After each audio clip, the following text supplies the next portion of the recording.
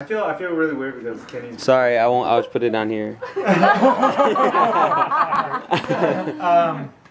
Yeah, so I was thinking about like, if I could share one thing, what would that one thing be? And I think when I look back on my own college years, yeah, there was a lot of different voices in my life.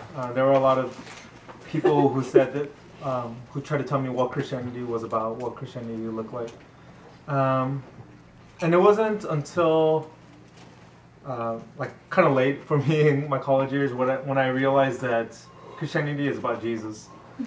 That seems like really obvious, but I feel like a lot of times we make it about these minor things. We make it about peripheral things that are important, things that are have a lot of like importance in our culture, and things that Christians need to be thinking about.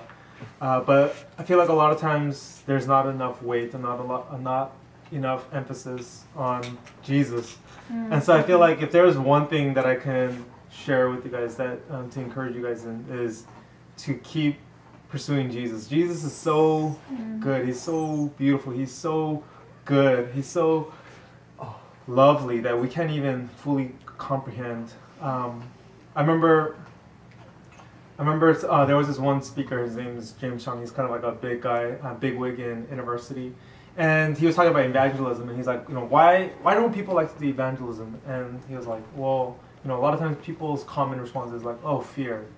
We're afraid of getting rejected and stuff like that. And he said, I don't think that's true. I think that's part of it, but I think the reason why people don't do evangelism is because they don't really understand how good the good news is, how good Jesus really is. And so because we don't understand how good Jesus is, we have a hard time talking about him because the other things feel bigger. Our fears feel bigger. Jesus feels small. And so, the reason why I'm going to seminary, as most of you guys know, is because I want to learn more about how Jesus is in the Bible. I want to learn more about how Jesus is able to answer every problem, every social problem, every personal problem, every psychological problem. Jesus, in his work on the cross, Jesus in his return, in his bodily return in a few years, X number of years, that he is so good, that he is at work redeeming the world. He's at work bringing all things, making all things new, bringing to fullness, consummation, the work that he's begun. And so, yeah, I feel like if there's one thing that if in 20 years we meet, I don't want to primarily talk about like your kids or my kids or your husband or your wife. I want to talk about like, are you still following Jesus? Do you still know Jesus? And then we can talk about the other stuff. We can talk about the Lakers winning, losing this year, but winning ultimately.